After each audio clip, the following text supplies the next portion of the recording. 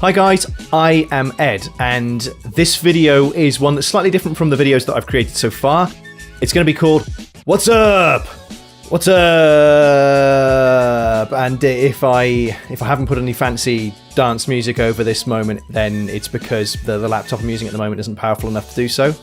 Just insert as you see appropriate. There's a few reasons why I'm creating this video specifically and thought to create this content. Firstly, my Acer Predator laptop had a minor fault on it. It's been sent back for repair and it's still not back. It's been 10 days now and they're waiting for parts. Real pain in the ass, and communication's been terrible. Great laptop, but Acer, you're not in my good books at the moment. You're really not. And also, as this channel grows, I want to keep in touch a little bit more closely with the existing subscribers to get to know you a little bit better and for you to get to know me a little bit better, because I assume it can't hurt for us to share our experiences on this journey, and I think that'd be quite nice. So here I am creating this content. And also, if you don't want to watch the whole thing, if you look down in the description below, what I've done is I've put timings and description of what I'm covering in each section, so that you can see the bits that you want to see and you can avoid the bits that you don't want to see. But apart from that, I hope you enjoy the video.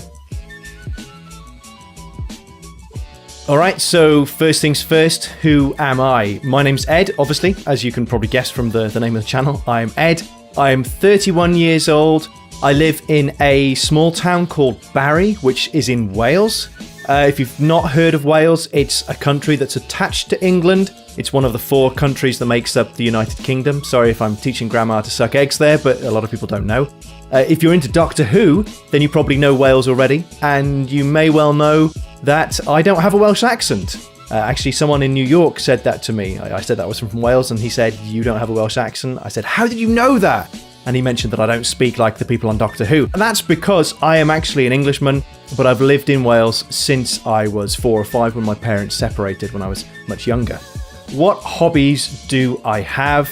I clearly like gaming. It's something that I've done on and off for a very long time, mainly off. And mainly because of my seeming obsession that grows when I play Final Fantasy type games. I just find myself ploughing hundreds and hundreds of hours into it. And then I get to the end and wonder, did I actually achieve anything? Should I have been doing something else with my life? And that's the sort of person I am as well, actually. I tend to throw myself into something 100%. I either give it 100% or I don't do it. And that's really my preference. I don't like to do things in halves. And gaming is one of those things that has, over the years, as I've already said, taken up a lot of my time. And it's been more on and off. But this year I thought, you know what? Sod it. Just do what you want to do. I love playing games. I love exploring them and playing with them, modding them and doing things like that. So I really, really am pleased that I've started out properly this year, and I'm going to be sharing that journey with you. Hobbies that I have outside of gaming include cooking.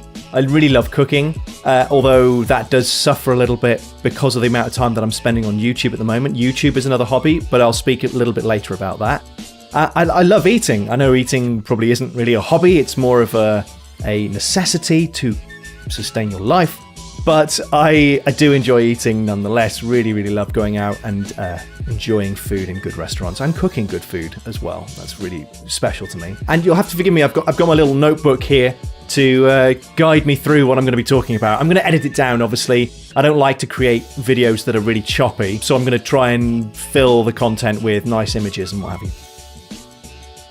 Other hobbies that I have that I really enjoy doing are DJing. Music is really, really important to me, and I used to DJ a lot as a child, sort of 15 to 21. I did quite a bit in Cardiff, and squash as well, because I'm not particularly active, and I'm not a sports person at all. It's much to my father's embarrassment. It's not something that I'm particularly strong at, but squash is something that I do enjoy, and I am pretty good at. So when I do play it, I love it, but unfortunately, again, because I'm the sort of person that throws himself in 100%, my fitness is not as good as it could be or should be right now.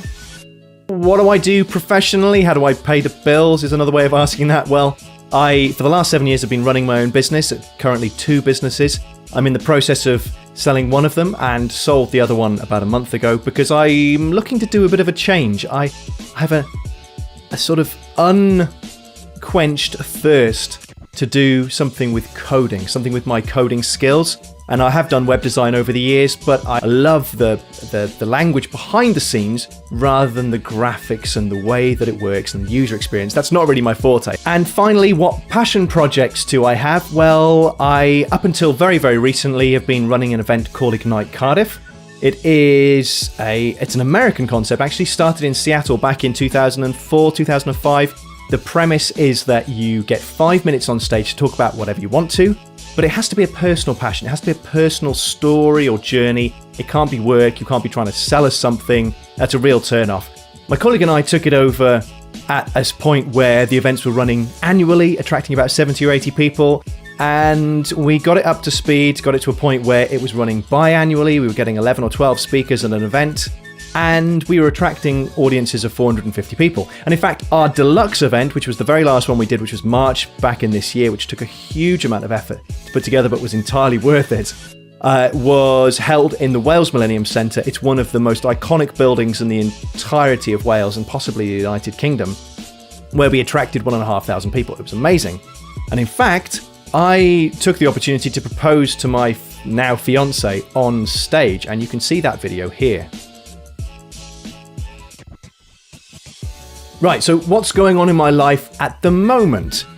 A few things. As I said earlier, I have just sold one business and I'm in the process of selling my other business because I'd like to change my career slightly. I feel that I've been running my own business for 7 years and it's time for me to change and use my skill set slightly better and see how far I can take myself and how far I can progress in a slightly bigger business. That would be a great opportunity. Obviously, when you run your own business and it's small, you are the top of the tree. There's nowhere else you can go. And I'd like to see how far I could go. Also, I am preparing for a wedding.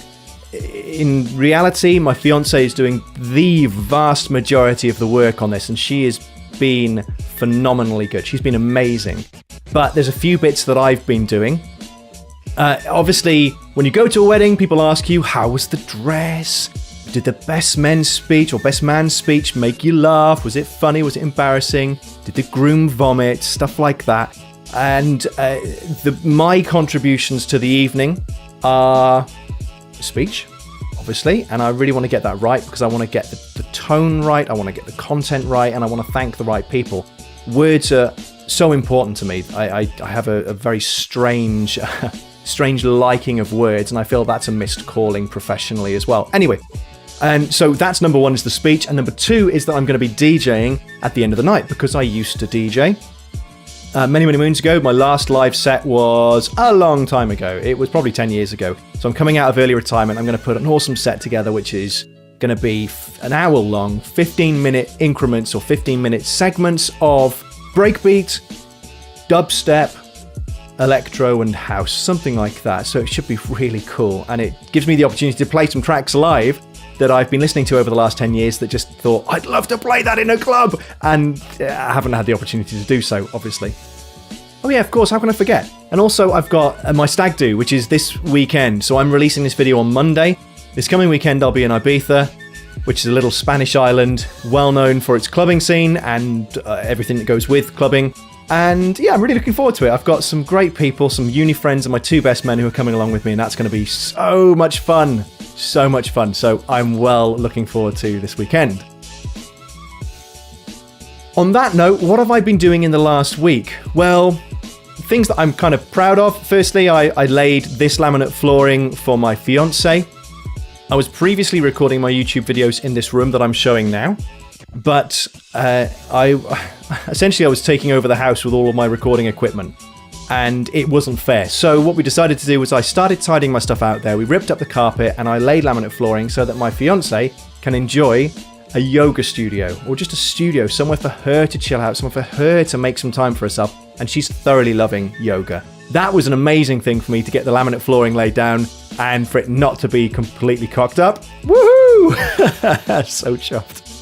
Other stuff was, I managed to, maybe it's over-glorifying it a little bit, but save a dog.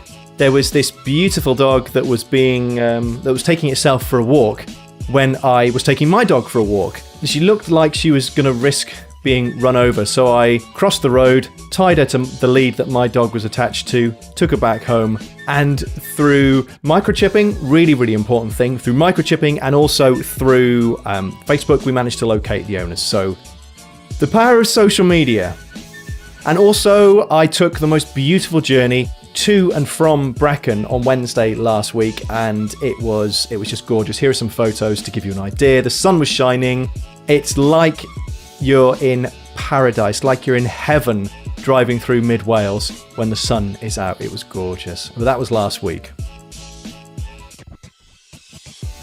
Obviously, I mentioned that YouTube is a hobby of mine. You wouldn't be watching this video if you didn't know that I was creating content for YouTube, obviously. And I wanted to explain where it started, why I'm creating the content, and what my ambitions are, I guess. Although ambitions makes it sound very formal. I wouldn't say they're ambitions, they're just desires. Where did it start? Well, very, very kindly, my now fiance bought me this Nikon D3300 for Christmas because photography was something that I was doing in sixth form in school, and I bought a camera a few years back and then managed to drop it and break it. And since then I've been saying, I'd really love to buy a camera, I'd love to take some photos. So she bought me this for Christmas and it was wonderful. The most brilliant and most thoughtful Christmas present that I've had in a very long time. So thank you, Jem, you're amazing. And that's really where it started. So obviously I went out and about, was taking photos, but then shortly after Christmas, my work's laptop died, and I thought, you know what, I'm going to push the boat out and buy a really good laptop that allows me to edit videos. But not knowing really which way to go, I decided to get a gaming laptop, which also meant that I could game.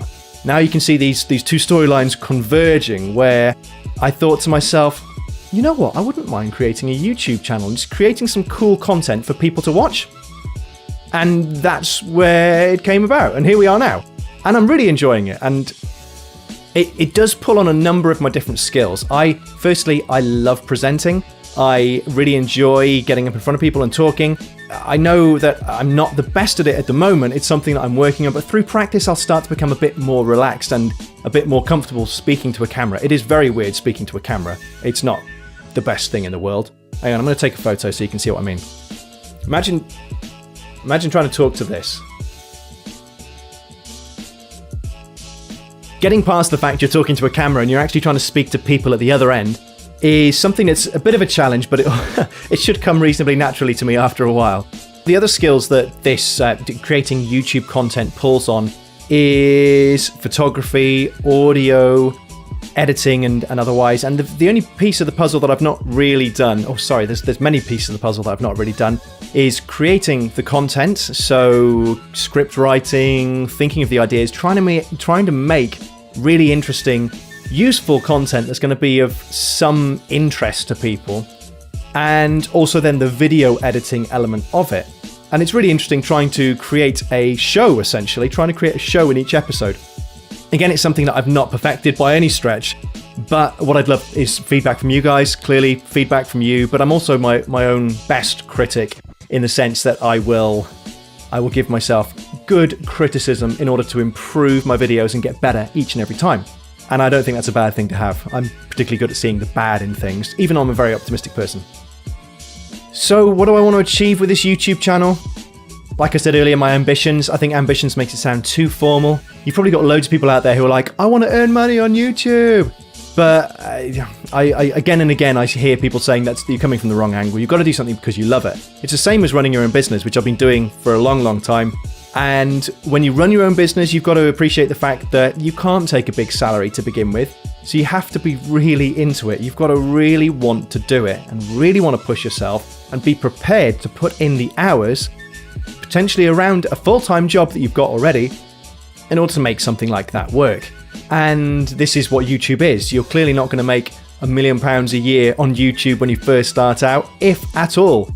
And you've just got to plug away at it, and you've got to be prepared to do it for the love of it, for the passion that you have. And I really like the fact this has helped me pull a number of key areas of my interest together.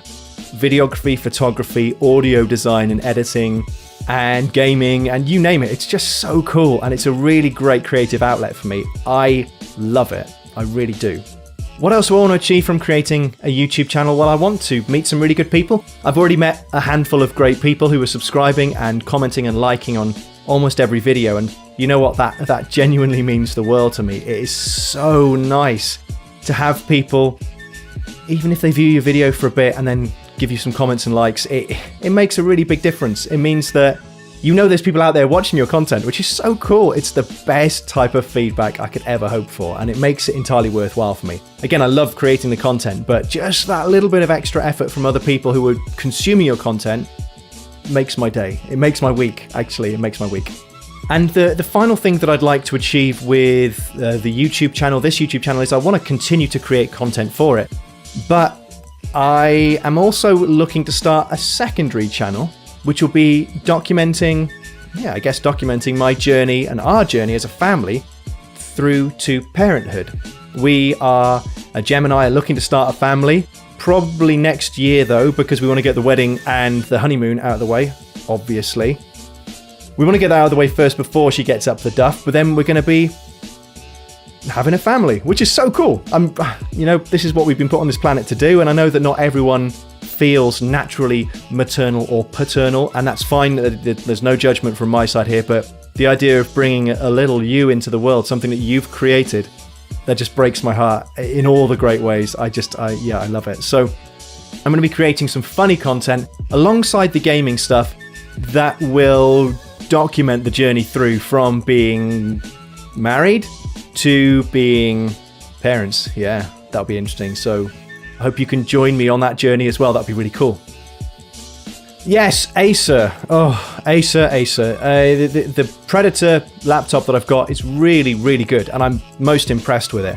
The only thing is that out of the box, it had a fault where if the luminosity of the screen was anything less than 100%, it would flicker without any rhyme or reason, and definitely with no pattern. So I got in touch and said, this is happening. They were like, oh, it's probably software. Could you just format the entire computer and let us know if it does it, or does it do it at the BIOS screen? It doesn't do it at the BIOS screen, but when I reformatted the computer, it does do it. So it's a pain in the ass. So I've sent it back, and that was 2 weeks ago. So I have I borrowed a very not powerful laptop, a very unpowerful, a powerless laptop, a laptop that is substandard, essentially. And I am insistent on still creating content, which is why I'm doing this video. Firstly, because I don't want to miss my releasing schedules of Monday and Thursday, 8 p.m. here in GMT time zone. I don't want to miss those publishing schedules. I want to make sure that I stick to it, even if it means that I'm not doing the content that I necessarily would do if I had the Acer laptop here.